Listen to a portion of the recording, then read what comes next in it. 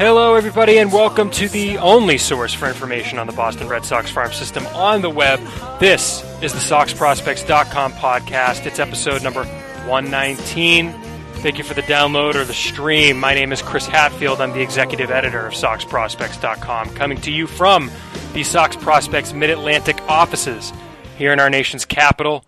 I am joined by our director of scouting, Ian Kundle, from his home in New England. And Ian, after a week off, I think we're both refreshed. We're ready to get back at it. I'm happy to report to you that the air conditioning is on in the Mid-Atlantic offices finally, and that Greenville, South Carolina is wonderful, even if the drive aren't in town.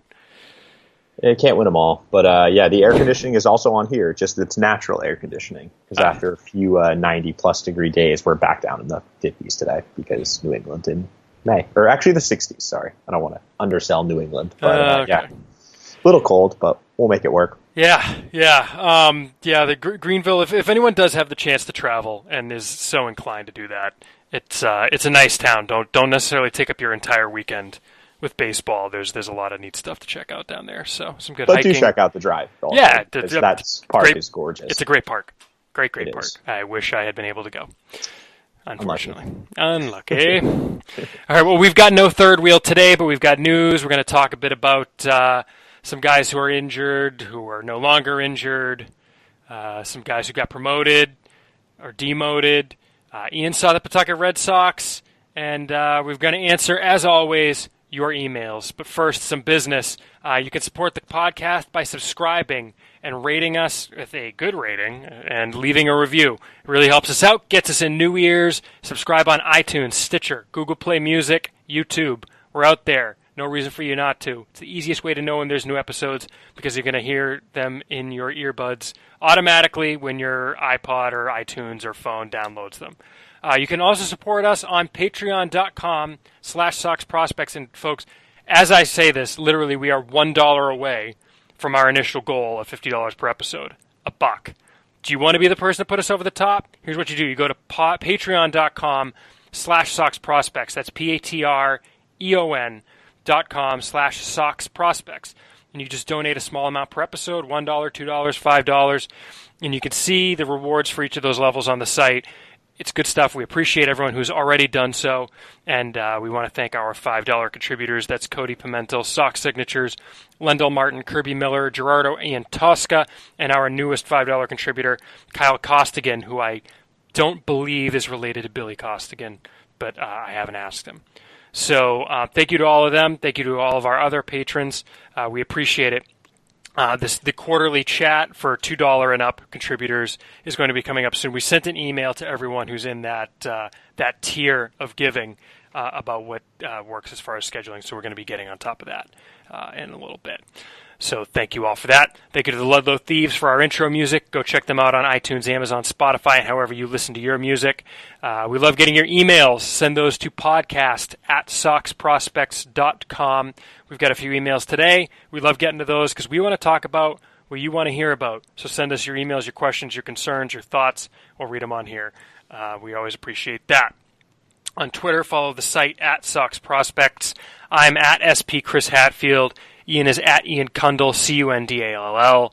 And make sure you check out our news page at news.soxprospects.com.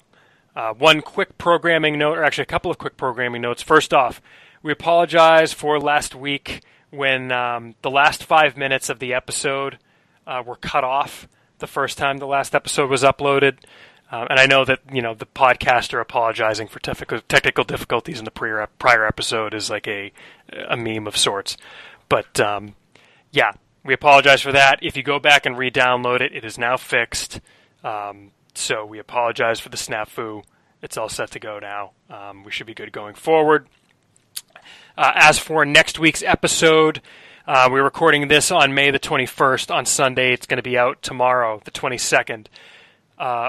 We don't know for sure if we're doing an episode next week. We are going to try to record an episode next Monday.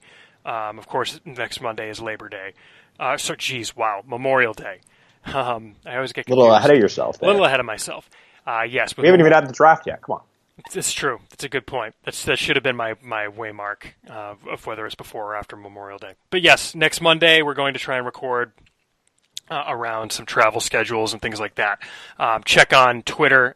Check my Twitter. I'll probably say one way or another at some point late next week or during the weekend is what I'm thinking. So yeah. Programming notes aside, Ian, I think we should probably just dive into the news. Does that sound good to you? It does. Let's start with the positive stuff. First of all, we've got a number of promotions that have happened since our last episode. Of course, we recorded that on May the 6th, Saturday. Free and Airy Day? I'm sorry? Free and Airy Day? Was that? No, he got called up before that. Well, it was like around that time. We were celebrating. Yeah, we were celebrating it then. He actually got called up on May the 1st with a number of other guys we talked about last episode. Close. Yeah, unlucky. But, yeah, a couple of other promotions that happened right after, pretty soon after we recorded the last episode of the podcast, was a chain promotions of pitchers on the 11th. The highlights, really, of which were relief pitcher Jamie Callahan going up from Portland to Pawtucket, and starting pitcher Travis Lakins going up from Salem to Portland. Jacob Dahlstrand has moved to the bullpen in Portland to kind of shift where the open roster spot was in the rotation versus the bullpen. But Ian, you've seen at least Callahan this year. You've mentioned him in the past, but your thoughts on the promotion seemed like he was due. Yeah, I mean, he had nothing to prove, nothing left to prove at Double-A, and it's just an encouraging sign that he's carried over his strong spring training, where he lasted a lot longer in camp than I think almost all of us thought he would. Mm-hmm. Especially as a guy that had never pitched above high A, although I guess you could, in theory, call 2 stints in the Arizona Fall League pitching above high A. But yeah, I mean, he was very inexperienced in the high minors, and he went to Portland this year, and 20 strikeouts, no walks, and 13 innings. I mean, that's what you want to see out of a bullpen arm. The nice old 0% walk rate. The K to walk percentage of infinity. Yeah, which I don't think, does it show up on page? That's how we type it into his player page. Yeah, but it's he was dominating in that level, and well deserved. Well deserved. And then Lakins obviously had also gotten off to a really good start. And Lakins, it's worth mentioning, was of course repeating the level in Salem, so you have kind of less you need to prove. Although he wasn't great there last year, he had another 91 innings under his belt. But this year, 38 innings over 7 starts, 43 strikeouts to 13 walks. ERA of 2.61, 5-0 record to the extent that matters, which is not at all. He was also pitching really well for a guy who's 22. He's still young. I think we forgot that. Yeah, you forget about it because he was a draft eligible sophomore, not unlike Andrew Benintendi in the same draft. And in fact, in the same way that Andrew Benintendi was in the same draft. But he had clearly earned the promotion. I think I wasn't really surprised that he was going up. In fact, I want to point out that we did break. Not break, but we were the first to confirm it after he tweeted it. Thank you, Travis. But yeah, so the couple of clear, deserved promotions there. The next one that happened, it was weird. That day, when it was clear a chain promotion was happening, we were speculating on who was going to move up from Greenville to Salem. And we were thinking names like Sean Anderson, Mike Schwarin. You would think wrong. Steven Nagosic. But that day, it was actually Daniel Gonzalez who moved up from Greenville to Salem, which my response was, oh, of course, he's repeating the level. And he was also shoving at the level, frankly, if you look at his numbers. In Greenville this year, Daniel Gonzalez has appeared in 9 games. In 29 innings, he's got an ERA of 1.84. 33 strikeouts to 9 walks. He's pitching really well. The whip's below 1. There's more strikeouts than innings pitched, which are kind of a couple of my rules of thumb. The stuff's still not there, though, for him. Well, and as it turned out, he was only going up for 1 start because after 1 start in Salem, Gonzalez went back down to Greenville, and Sean Anderson, who was the SoxProspects.com Pitcher of the Month for April, went up to high A, got the promotion, and he got lit up in his first start, but and he made his second start today and pitched really well, 6 scoreless. So encouraging for him to be moving this quickly. And I think, when he was drafted, he seemed like the type of guy, Ian, who could have started in Salem this year. But then, of course, he had the professional debut he did last year, where he threw twice and was terrible, and clearly had some kind of dead arm or something going on. But this year he's really come back and erased that. Seems like the right level for him to be at. Yeah, it just was given so he's only I think 22 still too, but as a college guy you would expect those guys to, especially with the pitchers, to debut in Salem like Lakins did last year. But I mean, 1 month isn't going to hurt his development, or what was it, just over a month in Greenville, and especially if it helps him build his confidence up and show him that he can handle pitching in a professional environment on every fifth, sixth day, especially considering he was also a reliever in college, so he's not used to the grind of being a starting pitcher, or he hasn't had that since probably high school. Sure. So, well, but you're not pitching on a 5-day rotation anyway in high school or in college. No, but just like being a starter, there's a different mentality to knowing, you have to pitch once every week or once every 5 days versus knowing you could be called on any time to finish games. Yeah, but I mean, at the same time, I think you hear from a lot of guys that adjusting to the 5-day schedule is something that takes some getting used to, because in college, the term is the Friday starter, the Saturday starter, the Sunday starter, the midweek starter. Yeah. And in high school, probably about the same thing. I don't think you're playing enough games in high school.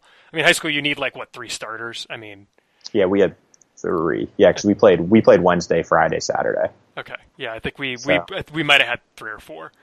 So, and it was more because of it was Fringy who was the third. So yeah, but I think Anderson was the closer. It's not like he was throwing 2 or 3 games a weekend back in college. Uh-huh. So that's very different to what he's doing now. So that's, I think, can take some getting used to, and that's kind of what he got with Greenville this year. Yep. We were kind of talking about this before we started recording. We do kind of think because it kind of begs the question, what about Mike Shawarin, who's also pitching very well? I think it's kind of a matter of time. I think it's a numbers game. You had a spot open up with the promotion of Lakins, and you therefore could fill it with someone, but I think it's a different question when you're talking about moving someone out of the rotation into the bullpen or some other thing, because if you look at that Salem pitching staff right now, Matt Kent is pitching okay, but not really forcing his way up. The starters really aren't. Lakins was really the only starter that was kind of forcing his way up, and even he had like a 1.18 whip to the point that signifies not exactly dominance. But Matt Kent, Edgar Jimenez, and certainly not Daniel McGrath, who's been having a bit of a rough go of it. None of them are really separating themselves. So it's a little different when you're deciding to move someone from the rotation into the bullpen, which is what they would have to do to make room for Shawarin, which I think will happen eventually. Yeah, I would agree. I would say probably early June, maybe give it a couple more weeks. I think Memorial Day is when we see a lot of promotions as well. Yeah. Or you could do, what my theory had been is that, maybe you let him pitch in Greenville until the All-Star game. You would assume at this point the Shawarin gets picked, just like Anderson would have been picked, just like Steven Nagosic's probably going to get picked. Mm-hmm. And usually we see a lot of guys get picked for the South Atlantic League All-Star game, and then they get called up to Salem. They just go to the All-Star game, and they don't even go back to Greenville. Yeah. So it's because it's a nice little reward. You put in half that. Sure. You put in half a season's work, and you want to get honored for or get recognition for your accomplishments. And pitching for an extra month in Low A doesn't necessarily slow down the timetable. No, especially for a guy like Nagosic, who's a reliever. He could start in Portland next year, even if he doesn't go to Salem until the All-Star break this year.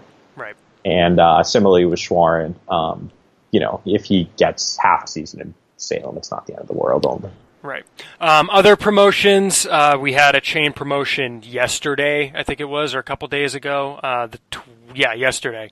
Austin Maddox going from Portland to Pawtucket, which feels a little more permanent. He made that move once earlier this year, but he was sent back down, I think, after one appearance.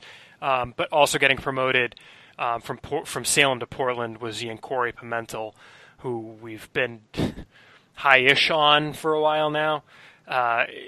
It's worth noting, let's start with Pimentel in 23 and a third innings, ERA below 2, 1.5, 24 hits and 7 walks in 23 innings, striking out 21, but he's been getting better. In May, in 4 appearances with Salem, he had thrown 8 and a third scoreless innings, not scoreless, but 8 and a third without giving up an earned run. He gave up 3 unearned runs, 4 hits, 4 walks, 6 Ks. It's not quite dominance, but I think the thing with Pimentel, Ian, and maybe you'll agree, is just at this point he's 23. He's Rule 5 eligible this offseason. You got to move him up and see what you got. Yeah, I mean, I think he spent most of last year, if not the entire year. The entire year, yep. He had a weird progression where he went. You spent 2 years in the Dominican Summer League in 2012 and 2013. I feel like we talked about this last year, but it's so weird. 2 years in the Dominican Summer League, 2 seasons in the Gulf Coast League, and a season in Lowell. So 5 seasons in, and he still hadn't made it out of short season. And then he went to Salem. Last year. So it's just kind of like, okay, so now we're skipping Greenville and kind of getting him back on track. But like I said, I think he was Rule 5 eligible last offseason. He was. So it's just, it's getting to the point where the Red Sox, and we'll talk about this at some point, they've got kind of a Rule 5 logjam coming up this offseason, and maybe we need to talk about it sooner rather than later. I love the Rule. That's like a pre-trade deadline discussion point. Well, that it we always is, do. because I think this is going to be a year like the Tim Fedorovich, Stephen Fife, Chi-Sin Chang year, where you deal a package of 3 or 4 guys. They're going to deal packages from those draft Rule 5 draft eligible guys. I mean, just the relievers alone, I think they've got 5 guys they could think about adding. Yeah. It's kind of crazy. And I was going to say, on Maddox, just to touch on him briefly, yep. I wonder if the Maddox and Callahan promotions, obviously they earned it with how they pitched in Portland, but I also think that there's a non-zero chance that they're auditioning for potential big league bullpen roles at some point in the second half of the season. Of course they are. Yeah. The Red Sox bullpen's not been very good, frankly, other than Craig Kimbrell and Heath Hembry, I think, has been very good. Barnes has been pretty good too. I mean, but on and off. They've had some issues, and it seems like they're kind of shuffling that last 1 or 2 spots. You know, we've seen like Robbie Ross come up and down, Noe Ramirez, who's up right now. Brandon Workman just got called up. I mean, Robbie Scott's actually pitched really well. Joe Kelly's pitching better lately too. He's a lefty specialist though, so I don't really consider Fernando Abad's pitched well lately. But when I was looking, the reason that I thought of this was I was looking at the Pawtucket, and the guys I would have thought who would have been first in line after the Ramirez, Pawtucket shuttle types would be someone like Chandler Shepard or Kyle Martin, and both of them have really struggled this year. So I'm wondering if it's just, we've got those guys struggling. Let's call up the next wave and give them a chance in Pawtucket to see what they're doing, to see kind of, maybe we have to reorganize our pref list over who is on the priority guys for who we'd be calling up if someone got hurt. Mm-hmm, mm-hmm. Yeah, I mean, the other thing is Brandon Workman, too. Don't forget about him. I mean, he had a better start to the year than he's been lately, but he's also kind of been on the shuttle himself, so you can forgive for not quite getting, back into the swing of things immediately upon going back down to Pawtucket. So. Well, and I saw him in a game recently, and he's still not back all the way, but I guess we'll touch on that We'll touch on that in a bit, sure. So those are the promotions that we've seen. We did also see a demotion, and this is going to feed into our discussion of injured guys, because it seems like everyone either is, or maybe could be injured. I guess that's everybody. But Yohan Ibar, a guy who we've talked about here because you've seen him in Lowell. We were reasonably high at one point. I don't think he ever broke the top 20, but he was in the 20s he was in the rankings. Like a mid-range 25 to 30 prospect, just because he had some upside. I think he got into the high 20s at one point when the system was thinning out last year. But off to a brutal start to the year in Greenville, was demoted back to extended spring training, and frankly, in my opinion, the right move. Yeah, it's not surprising. In 30 games, at 100 at-bats, he was hitting 160 with a 206 on base and a 200 slugging. Struck out 38 times in 30 games.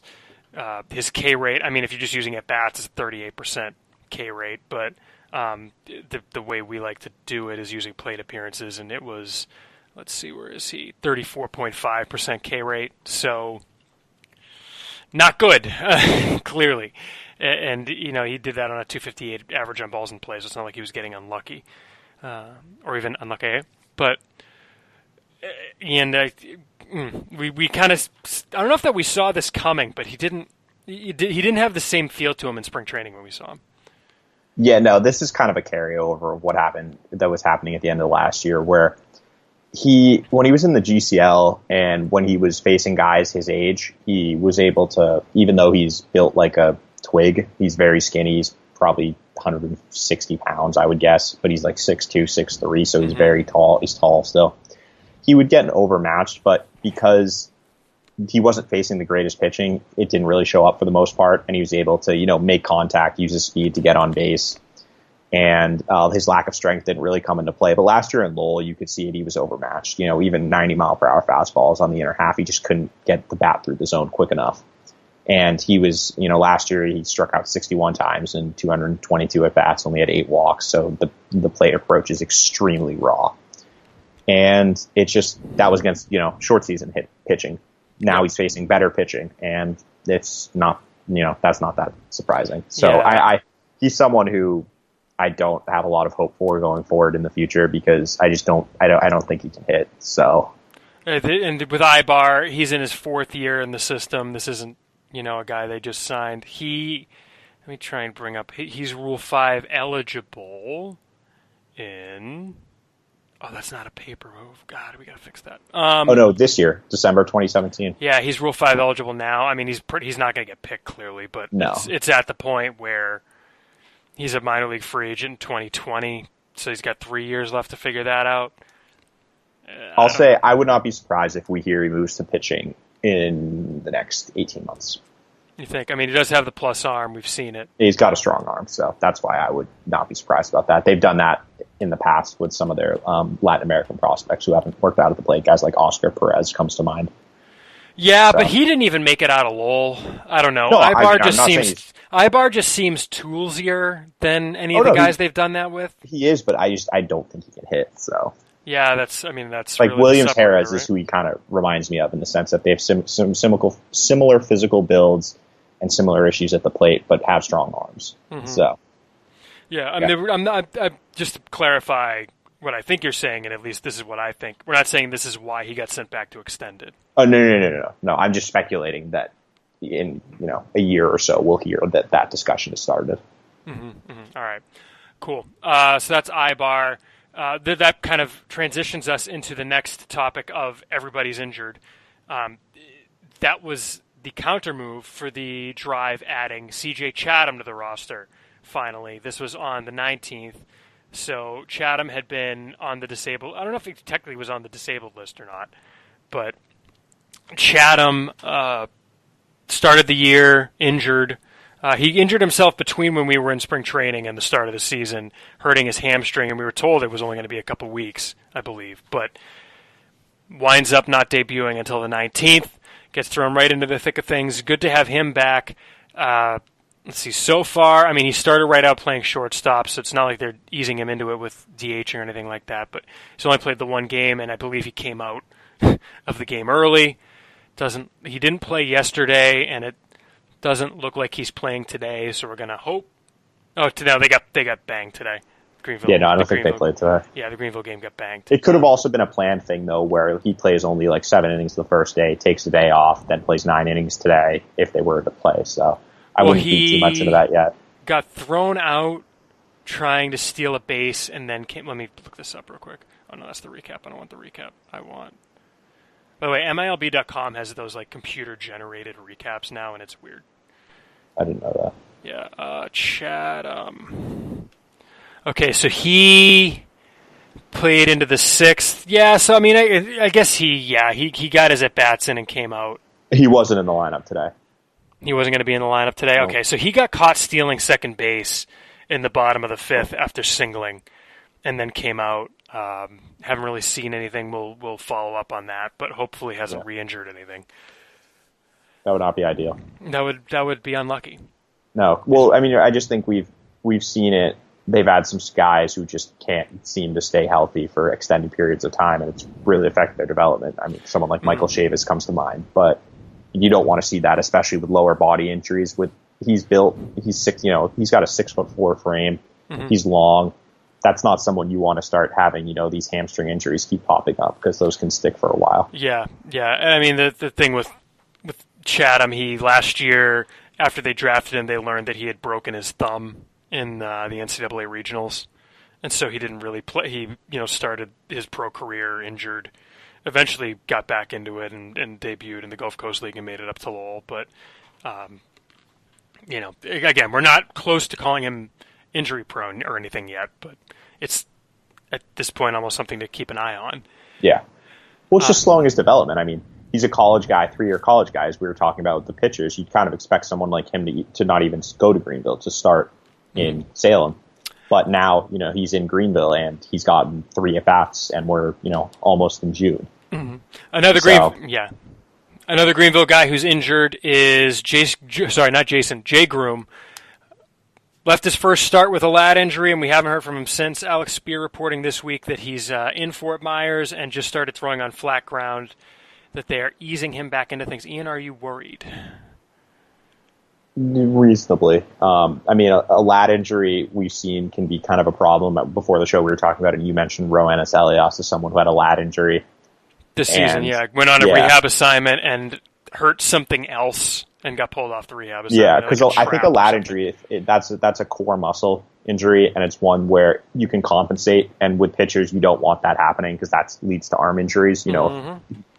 So I agree with the decision to bring it slowly and get him 100% healthy. Obviously, considering how young he is and how short or limited his career has been thus far, but still, it's not ideal to have not heard really anything. So we'll see what happens with him. Yeah, it's just weird because we heard at first it was only going to be a couple starts, and now it's been over I think the first thing was like 2 weeks. Yeah. And now we're a month and a half in.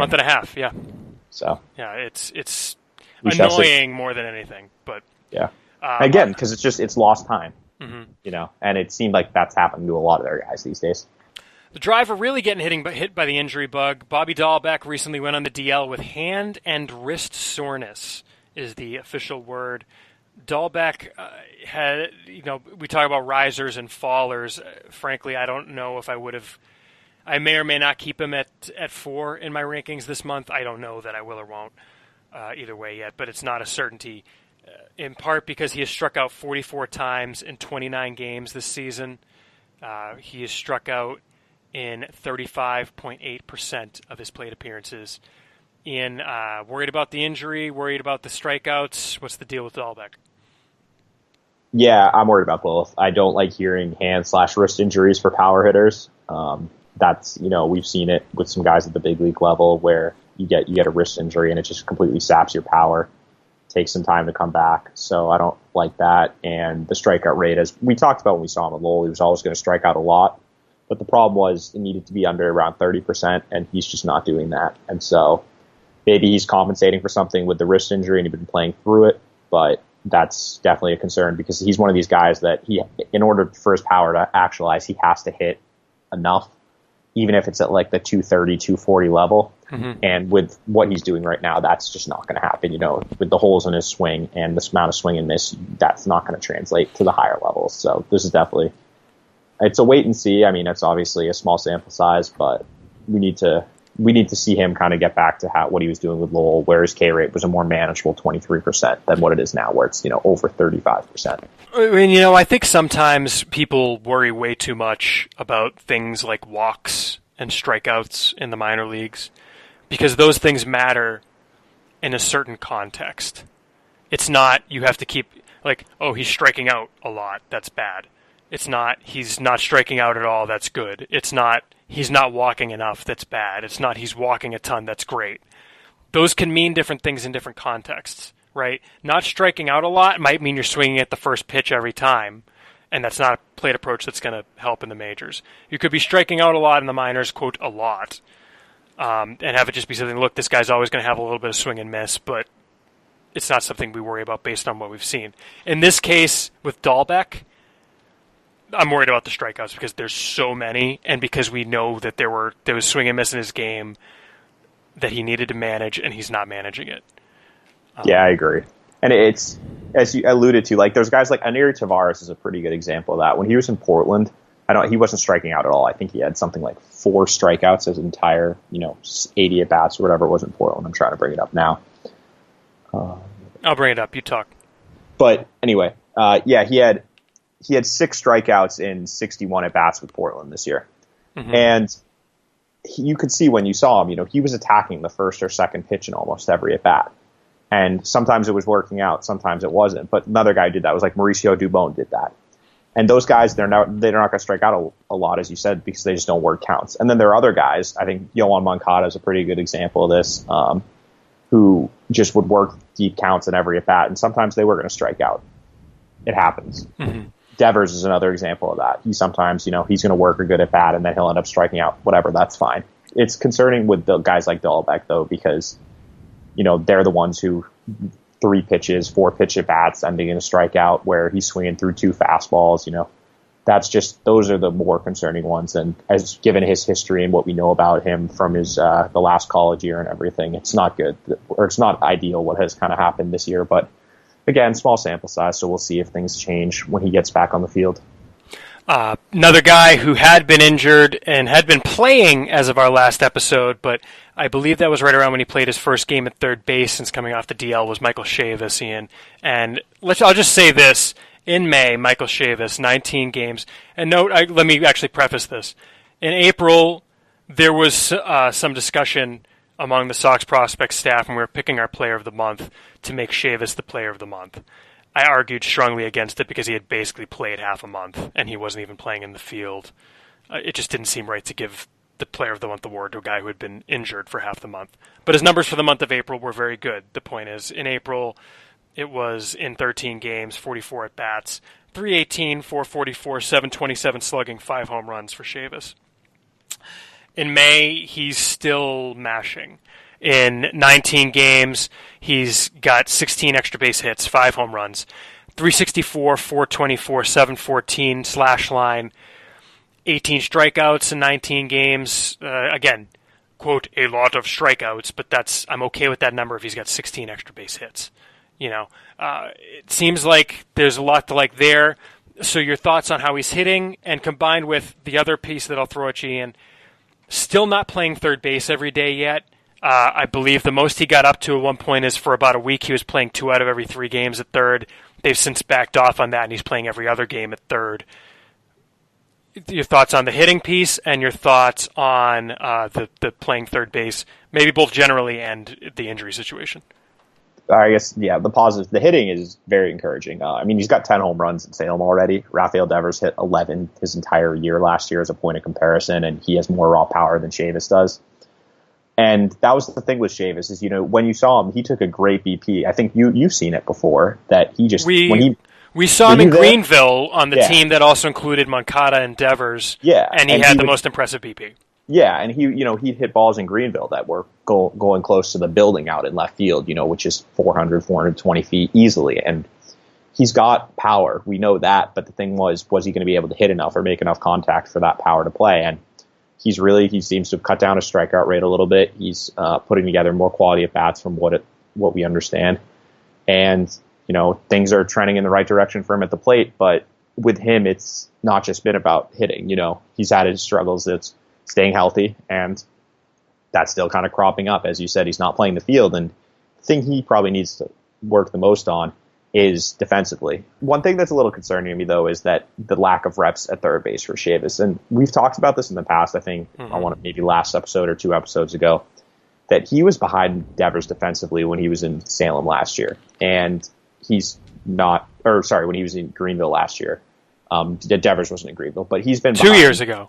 2 years ago, they were in the same. It's hard to remember because now Devers is like near the majors, but they were on the same Greenville team 2 years ago. That's what it was, because I knew I had seen them take infield, outfield together and been able to direct comparison. Right. And you could tell Chavis had some things he needs to work on. His arm, he's got a strong arm, but it was a little erratic. His footwork wasn't great. His hands kind of fringy for third base. His motions, he wasn't the most fluid athlete over there, and it's kind of a weird frame. He's like 5'10", 190, 200 pounds. He kind of looks like he should be a catcher, honestly, because he's got a big lower half. That was the scuttlebutt when they drafted him. Some teams were talking about him as moving him to catcher. Yeah, because he has that build like a kind of a little taller than Christian Vasquez, but a really thick lower half, wide base. And he's not playing third base at all right now, or he is playing a little, but he's not getting the consistent everyday reps he needs to develop into like an average defender. I'll throw that out there right now. He's played 10 games, according to MILB.com. He's got 6 errors. Yeah, there you go. And so that's an area he really needs to work on. And it's one of those things that even if if this hitting thing is completely legit, if he can't play third base, that's an issue. What do you do with him? Well, because he's not a first baseman, he's too short. And so you're probably looking at left field, And then it brings it up to the discussion we have with all the time with corner outfield prospects. Well, then if he's playing left field, this hitting thing better really work. So it's a little discouraging to see him struggling and not getting everyday reps there. But hopefully it's just a small issue. It seems like the arm injury maybe is still there and they're trying to manage it so he doesn't have to go back on the DL or anything. But it's something I'm definitely going to be monitoring as it goes forward. Yeah, I know the answer to this, I believe, but Chavis at second base, not something you're into? No, I don't think he has the athletic ability to play up the middle. Okay. All right. Let's move really quickly through the rest of the guys who'd been injured. Trent Kemp, not a guy we talk about on here often, but staying in Salem, came off the DL. Another guy who started the year on the disabled list. He was activated on May the 1st, and we didn't really make much of it. Went to Salem when Josh Tobias got promoted to Portland. Has basically been starting there since. And in the month of May, which is the only month he's been hitting, second on the team only to Chavis. He's hitting .404, .460, .632. No home runs, which again, the power is the knock on him, but 23 hits. No. Power's not the knock on him. Power's not the knock. I'm sorry. He's always had raw power. Who am I thinking of? I'm thinking of... You're thinking of Brian Hudson, maybe? Maybe. No, I'm thinking of something. Okay. Stupid comment by me. He's always had raw power. His issue is he can't make contact. Yeah. Hit tool. Okay. But at any rate, Trent Kemp, Ian, go. I mean, he's making contact. This is a simple one. I mean, last year, 123 strikeouts and 311 at-bats, so that's 35%. We're talking about Bobby Dahlbeck territory. Mm-hmm. This year, he's down to 19%. And he's someone who has always been a really good athlete. I believe he was going to Fresno State to play football. Yep. When he was coming out of high school. He was. And he was just kind of a raw guy, but the physical tools were always there. He's got a really good frame. He's like 6'2", 6'3", 220. Really strong core, strong upper body, and he had bat speed always, but it was just he didn't have that feel for the game. His approach wasn't there. He couldn't pick up spin, so it was just a lot of swing and miss. But when he took BP, the raw power was there. You could see it. And he was a strong kid, and if he made contact, the ball went a long way. It's just he didn't make a lot of contact. Well, let me challenge you here then on Kemp. Two things. One, why is there no home run yet? Two, 5.11 batting average on balls in play. Does that worry you? Yeah, I was going to get there. The no home runs thing yet. He's got 10 extra base hits already, so I don't really, And this is Salem. Yeah, so, I mean, as we said, like, we can't play with Devers and guys like that not hitting that many home runs isn't that big a deal. I mean, he's got 3 triples and 7 doubles and 57 at bats. I think that's fine for AA or for high A. It's a 230 or so isolated power. Yeah, number, it's slugging really is 630. Good. I mean, that's fine. Yep. But yeah, I mean, his average is obviously going to come down. I mean, he's not going to hit over 400. But this is just completely having not seen him since last year, actually, because he wasn't playing at spring training when we were there. But no, he wasn't playing. He was playing. No. I think he was just with Portland, and we never saw Portland. He was playing. I'd have to look back. He might have been playing. I'm fairly certain he was playing with Portland. I saw him in uniform. Yeah, I didn't see him play. So yeah, that's what I'm saying. I think we concentrated on seeing the younger guys, and I think he was up with Portland because he was with the group of Portland outfielders that was like Matheny, Washington. Yeah. And him and Mike Myers when he came regardless, he's someone that scouts have always liked as just an athletic guy. Is kind of keep an eye on him. If he ever figures it out, there might be something there. And yeah, as you said, the 5.11 BABIP is not sustainable at all. It's going to come down over probably close to 200 points. But if this contact gains is anything real, then this could be someone who's kind of interesting given the lack of outfield depth in the system. Mm-hmm. Yeah, I mean the thing with Kemp, it's interesting there. I need to see it for longer. I kind of got caught up early in the year on Austin Rye is for real. Small sample size-itis.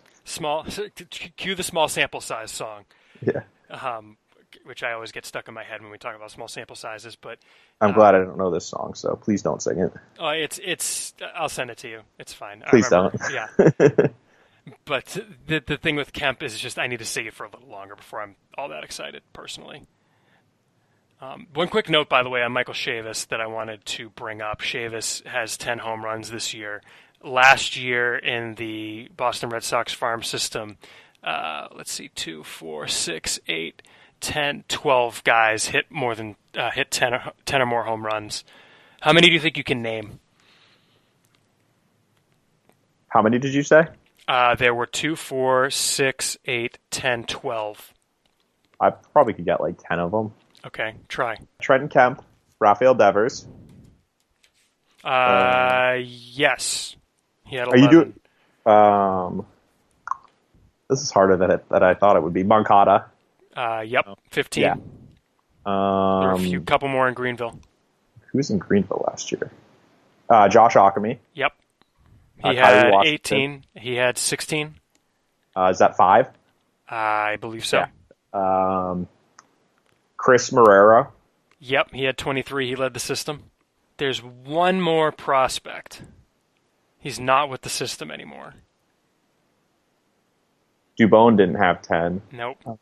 Same trade as Moncada. Oh, Basabe had like 12 or something. He had 12, yep. The other guys you won't get. Yeah.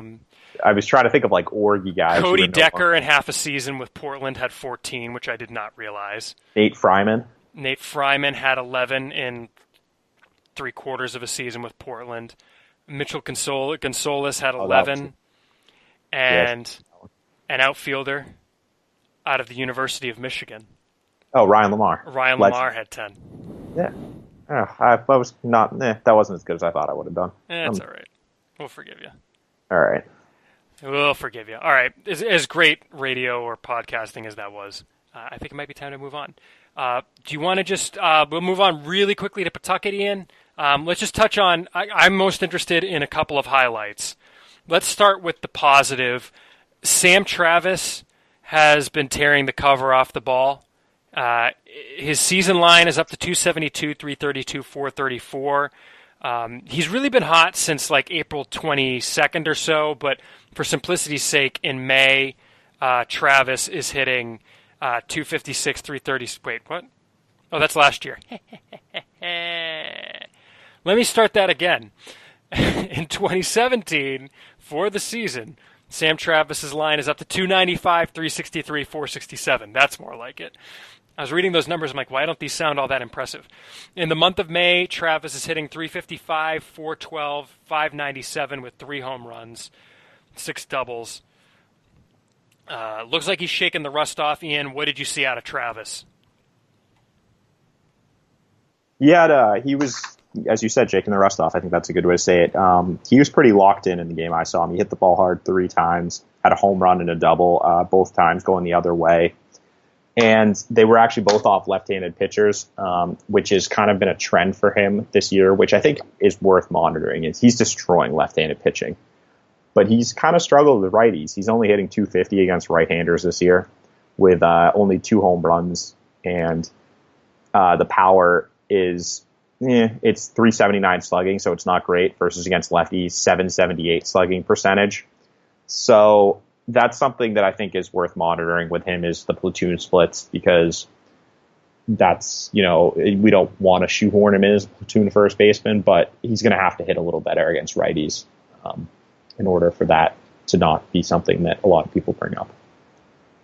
But that said, Ian, and we've kind of talked about this, and maybe this is the time to jump into this discussion really quickly, but with Travis and perhaps Rafael, Devers we'll talk about when we get to emails, but Sam Travis, let's start here. The Boston Red Sox were constructed in such a way that entering this season, they were going to have a platoon lineup where Hanley Ramirez was always going to be in the lineup, but there was going to be a platoon with Chris Young and Mitch Moreland, basically, where Moreland was going to sit against lefties and Hanley Ramirez was going to play first base, allowing Chris Young to DH or one of the other outfielders. That hasn't happened because Hanley Ramirez is only DHing because hurt, quote unquote. But Mitch Moreland's hitting like 400 against lefties this year. Yeah, but I don't trust that. Do you? No. But I'm just saying, if Mitch Moreland continues to fall back to earth the way he has, and even in his kind of like not being Mitchie Two Bags or whatever stupid nickname he got, even when he's kind of stopped being that guy and gone back to being Mitch Moreland, the platoon split hasn't been there. But in theory, a way that Sam Travis could come up and help is being the first baseman against left-handed pitching. I mean, that's good, except that definitely is, I think, an option. But the one problem with that is you'd basically be carrying 3 first base only guys. I agree. Which is not ideal for roster construction. I agree. And Moreland can't play anywhere else, and Travis hasn't played anywhere else since college.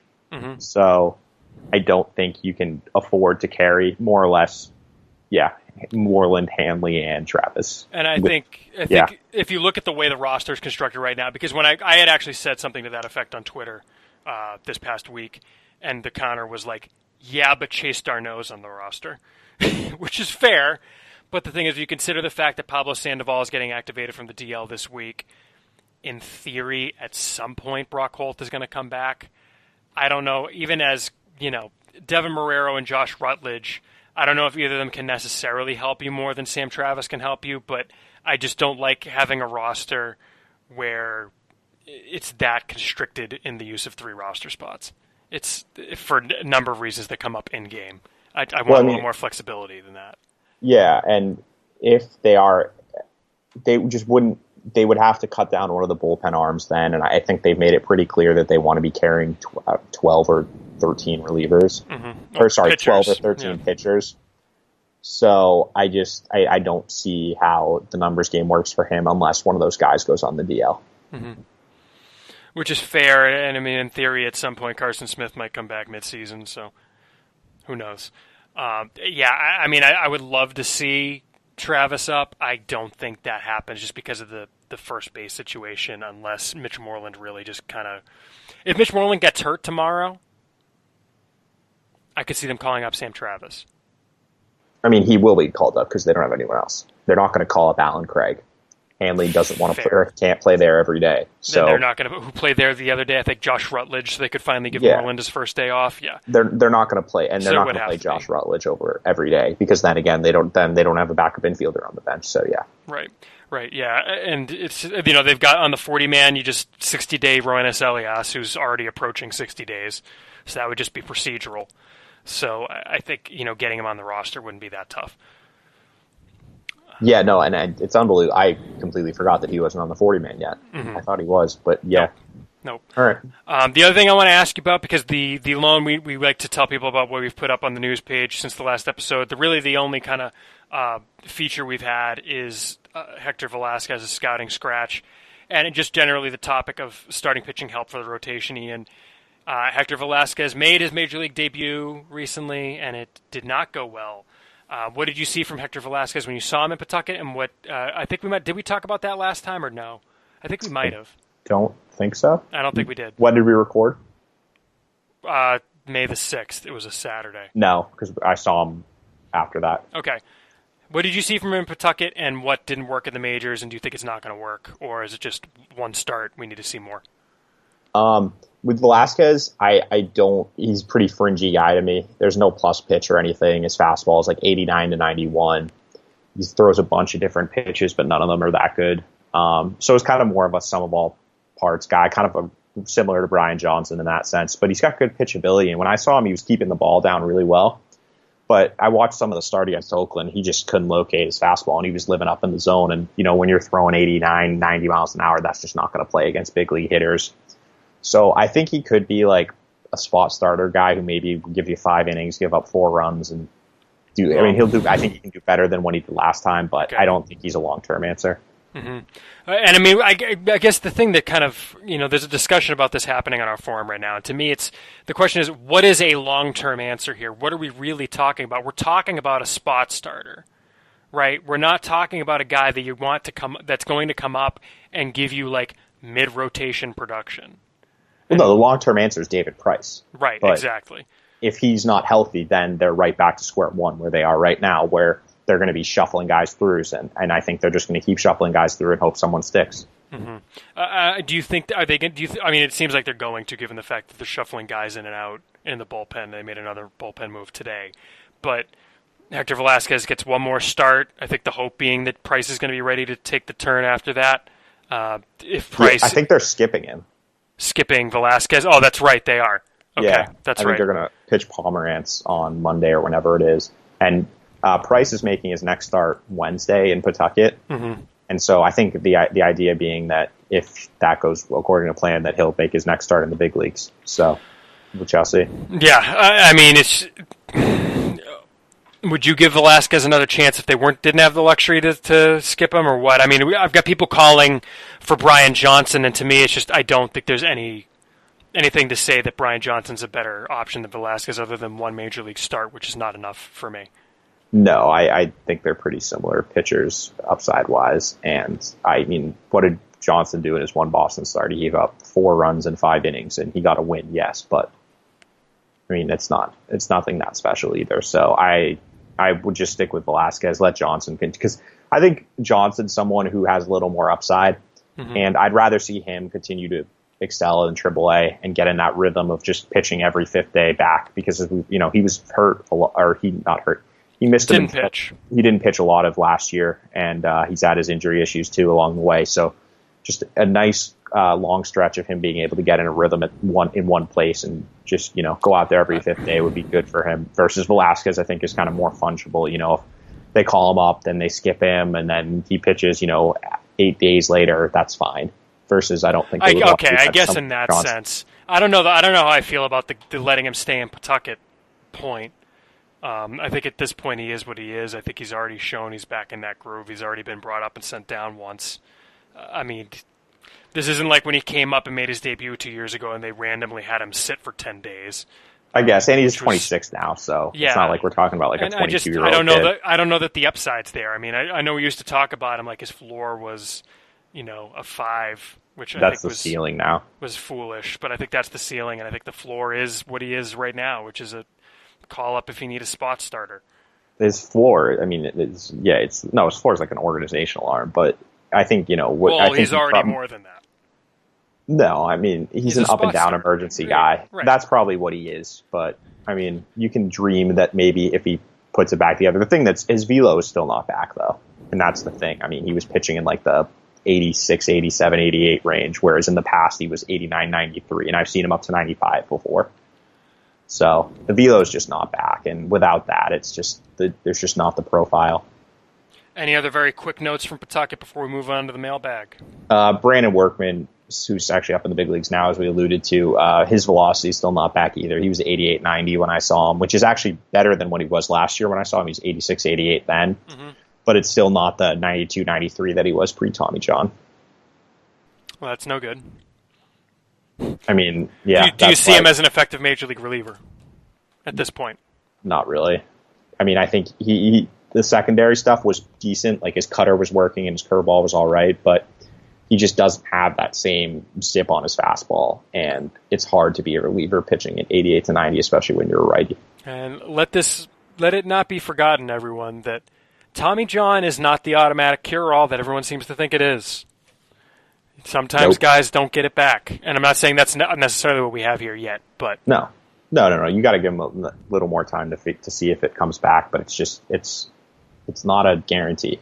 So I don't like criticizing a player because they don't want to have surgery. No one wants to have surgery. It's not fun, and there's no guarantees he'll ever come back. All right, so here let's get to the mailbag. Again, send your questions to podcast@soxprospects.com.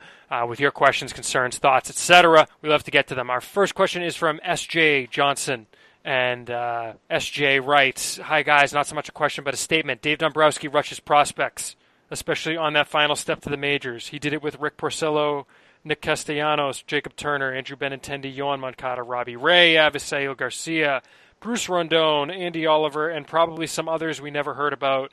I'd put money on him doing it with Devers too. Thanks for reading, S.J." Ian, your thoughts? I'm starting to buy more and more into that we see Devers at some point in the next month to 2 months. I don't think he rushes them per se. I don't think Benintendi was rushed. No. He clearly was ready. Correct. Some of the others there, Porcello. Bruce Rondon was definitely rushed. Bruce Rondon was rushed. Knowing a lot of Tigers fan, having spent 4 years basically watching only Tigers broadcasts, or at least having the Tigers being my local team, he was rushed. But I think it's different for position players, where I think that, especially with relievers, you can you take the gamble if it doesn't work out. Like, because we've seen the Red Sox do it with guys like Craig Hansen. It's not just a Dave Dombrowski thing. Relievers kind of get pushed. But with position player guys, as we saw with Yohan Moncada last year, versus Andrew Benintendi, some are ready and some aren't.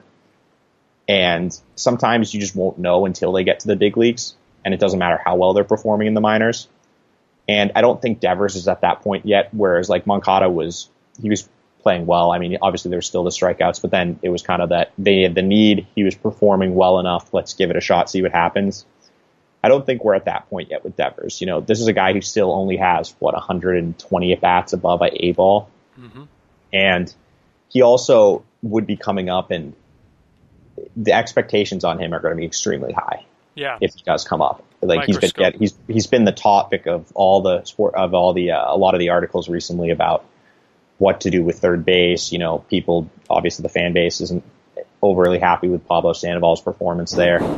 So it's just I think that they're going to try and buy as much time as possible, but at the same time we're approaching forcing the issue point with what he's doing, and I think that he does have the demeanor and maturity from what I understand, and the work ethic to be able to make it work. And it might be one of those things where you got the challenge and you see the guys who just respond to challenges. And so I don't know. I don't think if he gets called up now, it's quote unquote rushing him, mm-hmm. unless they call him up. He really, really struggles, but they just leave him there for the rest of the season. Then I think you could argue that you rush. But I think if they kind of like what they did with Moncada last year, if they call him up and they realize he's not ready, they'll just stop playing him or they'll send him down. Well, and the thing you got to remember too is there's the Super 2 deadline. You got to deal with it a little bit. I think it's the end of the month or something. End of the month, mid-June. Yeah, so I think by July 1st, if you set the over-under at July 1st, I would say that's about right, I would guess. I mean, I actually went out on Twitter and I said June 6th, I think he gets promoted to Pawtucket. I don't think. What you said, we talked about this before the show, and I hope you don't mind me saying it. Yeah, go for it. Sandoval comes up this week. He gets a couple weeks. Yeah. To figure it out. I think if after those couple of weeks and I mean, when I say not performing, we're talking like borderline offer. Yeah, no, he would have to be like hitting 100, like 190. 180. Yeah, below the Mendoza line, and it doesn't even look good. He's hitting, because the thing is, as bad as Sandoval had been before getting hurt. I mean, let me pull up the numbers here. Sandoval, before he went on the DL, was hitting 213. There were reasons to believe he was having some poor luck. The average on balls in play was 222 with a line drive percentage of 25%. 25% of the balls he hit were line drives. Yeah, that's good. That's good. He should have been, his numbers should have been higher than they were. Yeah. Like I said, there's reason to believe he was getting incredibly, as you would like to say, Ian, unlucky. But we're going to have an unlucky counter on these episodes. Yeah, you said it way too much today. You're abusing it. No, I'm not abusing it. I'm abusing nothing. But the privilege revoked. That's not very... That's also going to be the title of this podcast, but continue. Lucky for me. But you give Sandoval some rope. I'm saying he's got to look terrible. Yeah. And maybe if he looks terrible, then maybe at that point it's Devers. But to me, I think you give Sandoval until the end of June. If Sandoval's not getting it done, then maybe if Devers is raking in Pawtucket after you call him up, then you give him a shot. Because the thing is, and Dave Cameron of Fangraphs had a good article on Devers recently that kind of maybe see the light for maybe calling Devers up a little sooner. The fact is that Devers, as a 20-year-old in Double-A, is having the best season so far. From 2007 to the present, he had a chart of every 20-year-old in Double-A. And in terms of the WRC+, the offensive statistic that Fangraphs uses, the top two players for 20-year-olds in Double-A were Carlos Correa and Giancarlo Stanton, and they were followed by Rafael Devers. The top 10 was rounded out by Starlin Castro, Oscar Taveras, Xander Bogaerts, Colby Rasmus, Jonathan Singleton, Cody Bellinger, and Gleyber Torres. Good company to be in, although Jonathan Singleton is on there as a reminder that this does not necessarily mean a certainty that Devers will be Correa or Stanton, and Correa and Stanton we're actually head and shoulders above where Devers is right now, if you can believe it. But that said, he's doing very special things for his age in Double-A. And maybe he might be close to ready. I mean, and you think about it, you remember early in the season we were getting those emails about, well, he's not walking at all. He's strikeout to walk rate is like 10-1, whatever. He's now, 26 strikeouts, 15 walks, and 144 plate appearances. Mm-hmm. Both would be, I think that'd be a perfectly fine walk rate, and the strikeout rate's like below average. So, I mean, it's those things, they all going to equal themselves out. He can really hit. He's showing power. That's the thing that's most surprising to me is the power he's showing. I mean, I know he has power. I've seen it with my eyes. I've seen his raw power. Mm-hmm. But it's taken usually a little time for it to translate to games for him. Right. And it's not Giancarlo Stanton power. No. It's not that 80 insane raw power, but he can put on a show in batting practice. And the fact that he's got 7 home runs already, his career high is 11, mm-hmm. and we're in mid-May. That's definitely encouraging. So he's an exciting guy, and at the end of the day, the more time he can spend in the minors refining his craft is probably for the best. But it's just a balance of, when is it the point where the time he spends in the minors versus what he can contribute to the major league level, the reward what he can contribute to the major league level outweighs that extra time in the minors. And I think that tipping point is approaching. We're not there yet, but it's getting a lot closer than I thought if you had told me a month ago or 2 months ago, we would be. Like I said, June 6th, AAA. Book it. I still don't think he goes to AAA. I think if he's going to go straight to the big leagues. All right. Fair enough. Thanks for the question, SJ. Next question, I'm going to abbreviate this, but our email is from Brady, a faithful listener of the pod, as he refers to himself.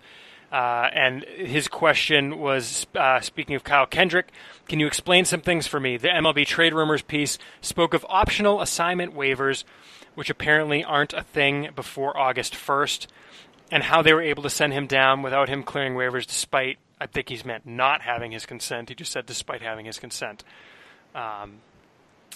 So this is kind of more of a roster rules question. To start my answer, I guess, that kind of, I think, misconstrues the situation. I don't know if it was from a misreading of the MLB trade rumors piece or not. Optional assignment waivers were a thing before, where if a player had 3 years, I don't even think it was service time. I think it was if it was 3 years after your debut. Or it might have been 3 years of service time. It was probably 3 years of service time. 3 years of service time.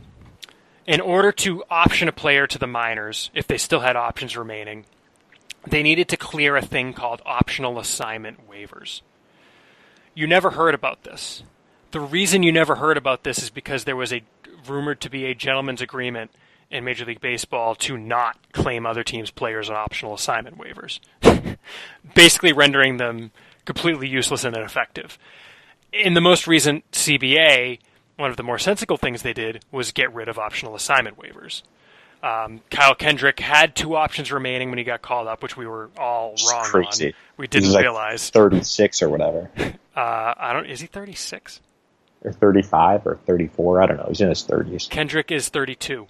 He's in his 30s. He's close enough. He was born the same year as me. You shut your mouth. Once you're over 30, you're old.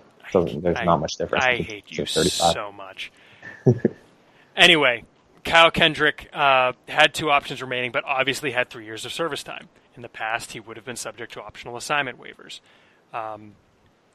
That said, the thing with Kendrick's deal, I'm not sure what the roster rule is that applied to him, but apparently the reason that Kendrick could be sent down to the minors is because he gave them consent to option him within 45 days. It was probably an opt-out rule is what it was. But if he was optioned within 45 days of being called up, the team was allowed to do that. My guess is that if he had been up for 45 days and they then tried to option him, it would have triggered an opt-out, is what I'm assuming. Probably for the sake of, he does have an opt-out in his deal, probably in June, I would assume, or July. Yeah, June 1 or July 1. June 1 or July 1 or something, yes. So that was the deal with him. But again, optional assignment waivers were a thing. They are no longer a thing. Don't worry about it. And actually, it's kind of funny. I brought this up on Twitter the other day. Probably part of the reason they existed is if you look at Robbie Ross getting optioned to Pawtucket right now, that's probably the guy optional assignment waivers were designed for, if you think about it. He almost certainly would have been claimed by someone, right? You would think? Yeah. I mean, most likely. Most likely. I don't know if optional assignment waivers were revocable. I think they may have been. I would assume they'd have been. But yeah, I mean, optional assignment waivers were in theory there to keep, if you just look at the way the rule was, to keep a guy from getting optioned after having a certain amount of service time if another team would have kept him in the majors. So thank you for the email, Brady. And again, a note, just kind of on these sort of roster rule questions. We don't mind getting those, and we like getting those, in fact. If you have questions about things like that we talk about here on the podcast, if you don't know what we're talking about, ask. We're happy to answer them. So if you might not be the only one who doesn't get it. So thanks for the email, Brady. Next question is from Michael. Actually, we probably should have just said earlier, what will it take for Rafael Devers to get the call up to take over third base? To be clear, I heard the podcast last week when you were talking about Devers not being ready and how it wasn't imminent. And I agree with your reasoning. Devers is only 20, but Xander Bogaerts got the call at age 20 and Betts, Benintendi, and Moncada at age 21 with varying degrees of success. So Devers' call-up is not out of the question. I guess my question is, at what point does it become a realistic option? I think we've answered this question, Ian. Thanks for the email, Michael. I agree. Our final email comes from Kevin, and Kevin is a dirty liar. Kevin's email, the subject line is 2 questions, and he asked 3. But we're going to read it anyway, because we like you guys. Kevin says, first question, you've mentioned that the Red Sox system has a lack of depth of starting pitchers, but a decent amount of possible relief pitchers. Why don't they have a start or 2 in the rotation that is all relief pitching? You've also mentioned that a lot of the relief pitching just pitches in order, as opposed to on a situational basis. So they could have a game with 6 to 9 pitchers, no real starter, maybe a few 2-inning pitchers. I don't know if Kevin knows how many innings, or I guess maybe a few 2-inning pitchers. Got it. Relief pitchers. I don't think Chris knows how many innings there are. Well, no, I was thinking 9 2-inning pitchers. I was misreading his sentence. Relief pitchers get more opportunities, and they aren't stretching out a guy who should be focused on becoming a more elite short-term reliever. Let's just do these questions one at a time, Ian. Part of the problem is that you don't have enough pitchers on the roster to do that. Yeah, you can't run through 6 or 9 relievers in a game. That's why you see, especially with the Red Sox more so than other teams, that if it gets to like the 12th or 13th inning, it's straight into a position player. Mm-hmm. Like some teams, there was a minor league game, I can't remember who it was, that went like 18 innings, and it took until the 16th inning for a position player to be pitching. Which is crazy. Which is ridiculous. Like, I mean, if you have 3 or 4 pitchers scheduled to pitch on a given day, and if you run past that, you might have one emergency guy, but you can't afford to throw that many arms because you just don't have enough roster spots. You're limited, especially in the higher minors. It's more of a viable thing when you get down to like Lowell, because they can carry 30 guys on their roster, and you kind of see it a little bit where, especially with the draftees, they'll come in, they'll throw like 2 innings or 3 inning stints, and then you have another reliever throw 2 innings, and then another one throws 2 innings, and then a couple 1-inning guys. But once you get into full season ball, it's not really viable. Yeah, and it's they'll have what's called a bullpen game, right? When the Pawtucket Red Sox, let's throw the example out there. Marcus Walden was in the Pawtucket rotation for a while. But when he first got in the rotation, it was really what's called a bullpen game. And I mean, Robbie Scott has started bullpen games in the past. Taylor Grover does it for Portland all the time. Taylor Grover, right. I saw him, he started game 2 of a doubleheader where he went I think 3 or 4 innings, and then you throw a reliever for 2. Yeah, I mean, for 1. Doubleheaders kind of count, but kind of don't. But I guess that proves the point where what they try and do is they try and get 3 or 4 innings out of a couple of guys. Yeah, they're not gonna throw like someone for 1 or 2 innings. And the reason you don't do that is because you don't want to tax the bullpen to a point that the next day, when your regularly scheduled starter only lasts 2 innings, you're screwed. Exactly. And you're throwing position players in the 7th because you have nobody available. Exactly. And I, by the way, just to clarify a point, I'm not saying that all relief pitchers just throw in an order. I'm saying that they are on a schedule. They going into each day, it's known who's throwing, more or less. You know if you're throwing that day for the most part. I would be interested to know whether or not they do that with Steven Nagosic in Greenville. Actually, I should probably ask about that, come to think of it. But otherwise, you know if you're going that day. It's this guy starting, this guy's the first guy out of the pen, this guy is the second guy out of the pen, and then this guy is who comes in if we need to clean up an inning or we're an inning short of where we need to be. Yeah, it's usually 3 or 4 guys, or maybe 5 at most. You're not going to see a relief pitcher go back-to-back days until AAA, and that's because they're basically in finishing school. With the Red Sox, that is. Other teams do it. Other teams, Other teams. I remember I saw the Rockies last year in Greenville, their Asheville team, and they threw a guy 3 out of 4 games in the series. Was he like a sidearm guy or something? He was a lefty, but still it was like, wow, this is different. Yeah. Second question from Kevin. I understand why Devers is not in the majors yet, and I agree with the choice. It is hard not to want him to be major league ready, but I'd hate to ruin him by rushing him. I wonder why they aren't putting him in Pawtucket. What's he gaining from AA that he wouldn't get from AAA? I had the same question about Andrew Benintendi last year. It felt like he should have been AAA much sooner.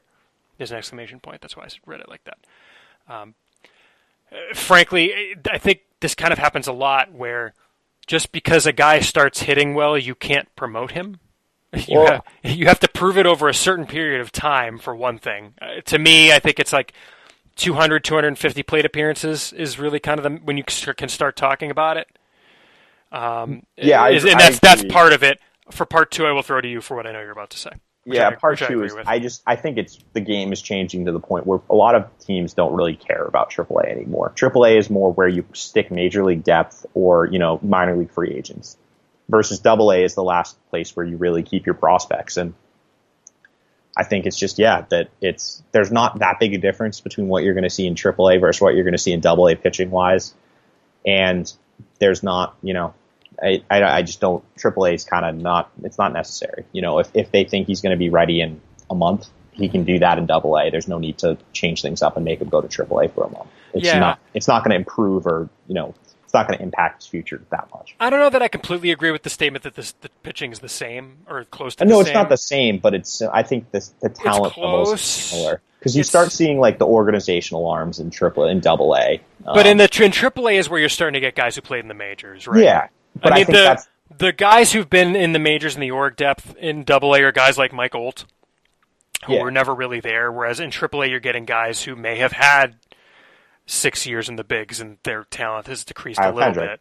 Yeah, Kyle Kendrick. Exactly. But I think we're seeing it, though. It's not just the Red Sox. A lot of teams just aren't sending their top prospects to AAA anymore. That's true. And that's a true statement. I think it is because you have a lot of the priority minor league free agents there who want to play every day. They came in with the idea of they're trying to get back in the big leagues, and if they get you don't want to lose that depth if you bring up Devers. I mean, obviously, if Devers gets called up, he's playing every day. Mm-hmm. They have a guy like Matt Dominguez at third base there that when he signed, he probably thought he was going to be the everyday third baseman there, and it's like, you don't want to lose that depth. So I don't know.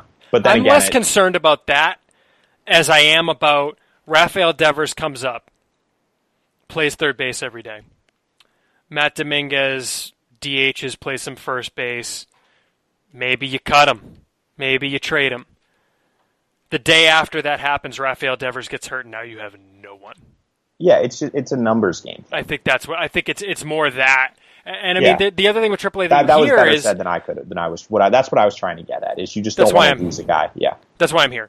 Thank you. You're welcome. The other thing that you do hear is that the locker room in AAA can be kind of a challenge, and that you have a lot of guys there who think they should be in the majors and act like it.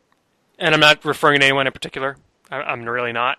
But you just hear about it's not necessarily the best place for a young guy to be. I can actually kind of remember thinking back to whatever the podcast was called that Mike Ferrin and Jason Parks used to do for Baseball Prospectus.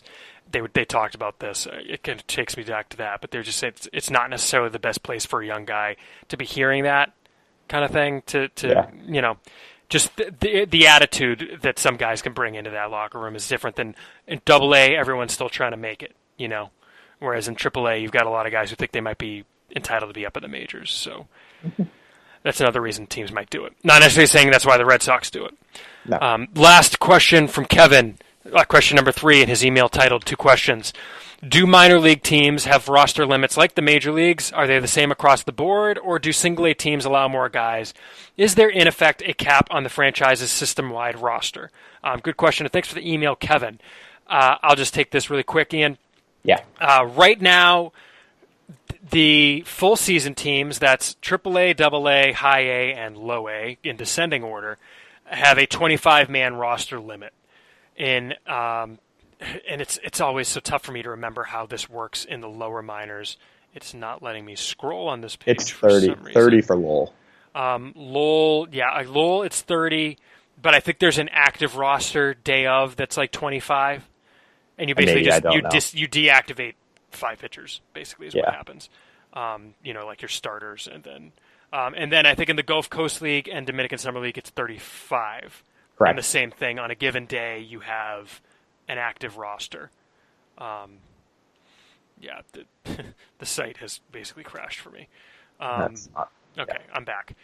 But yeah, so it's 30 in Lowell, 35 in the Gulf Coast League and the Dominican Summer League. And like I said, I think there's an active roster on a given day of 5 less or 10 less. And we should say the 25 for the minor league rosters is kind of abused. It's not. That's what I was about to say. Every team, you'll hear the term called phantom DL, and what that is, especially for example, almost every team in the Red Sox system has a third catcher.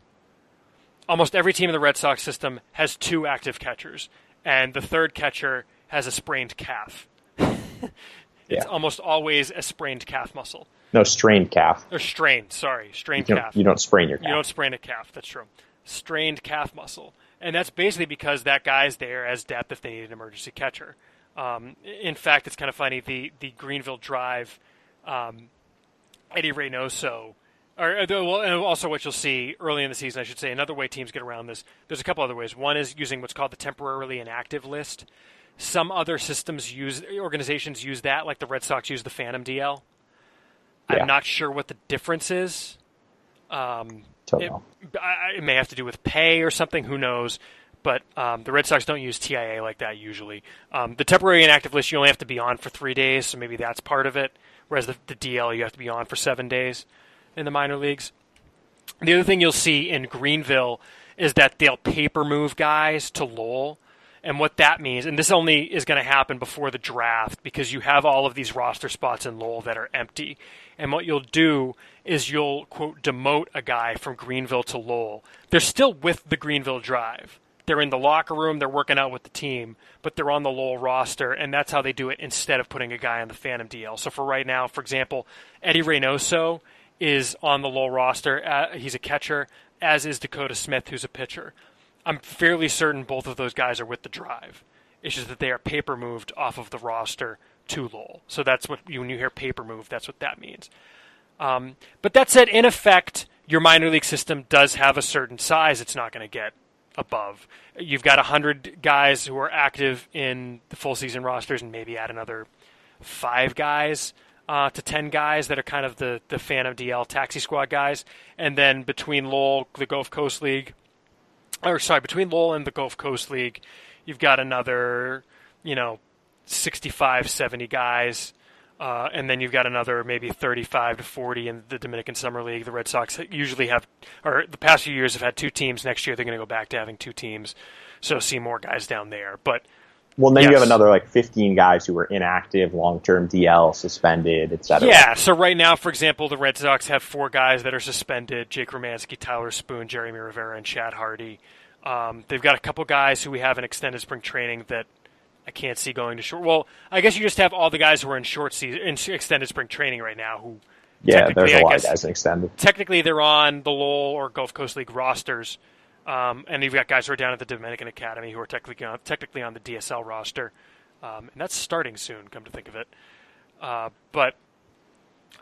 you've got those guys down there. You've got a couple guys on injury rehab. Mark Brakeman is really the only guy down there right now left because everyone else has been activated. We've got Kevin Steen listed there because of his car accident, who rehabbing an injury is kind of a long way off, but that just seemed the box to put him in for now. But yeah, so there is kind of you can't just sign all of the players. You need to have spots for them to play, and that's limited.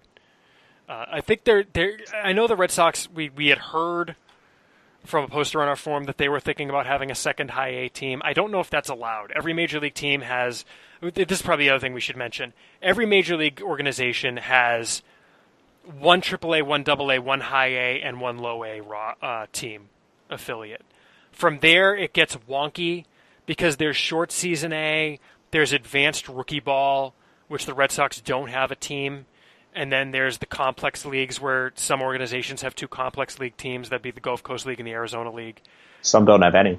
Some no. Yep. Really? Oh, and they only have an advanced league. The Rockies don't have an AZL team. Okay, but they have an advanced rookie ball team. Yeah, instead. And then some teams like the Rays, for example, they have what is it, Bowling Green or Princeton and Bowling Green or something. Well, Princeton's they have two in the Appalachian League, which is the Advanced Rookie League. Oh, Princeton and Hudson Valley. Sorry, they have an Appy League team and a Penn League team. So, and I admittedly don't know a whole lot about Advanced Rookie Ball because the Red Sox don't have a team in it. I don't really know enough to know the difference between that and Short Season A. It's lower than Short Season A because you'll see guys come up from Princeton to Hudson Valley. Yeah, but I mean, I guess I just don't understand what the effective difference is. I don't either. I don't know. You know what I'm saying? Like, I think it could be like more college guys. Well, no, I think it might just be like the South Atlantic League versus the. Well, let's say this: the Carolina League. What's another low A league? Florida State League? No, the Midwest League, sorry. This the South Atlantic League versus the Midwest are both low A. Well, but but they're the same level effectively. But I guess what I was about to say is that there are roster rules for Short Season A with, like, for example, you can only have 3 guys above a certain age. Yeah. And I'm sure what the difference is probably that in Advanced Rookie Ball, maybe you're not allowed to have any.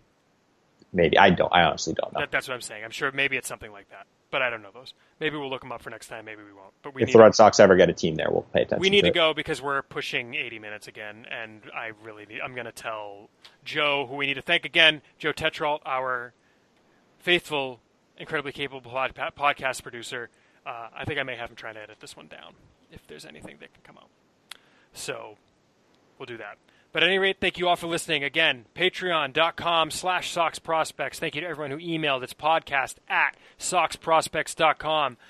At SP Chris Hatfield on Twitter. Ian is at Ian Kundle. At Sox Prospects is the site account. Join our forum. We're kind of having a drive to get more people to post on our forum.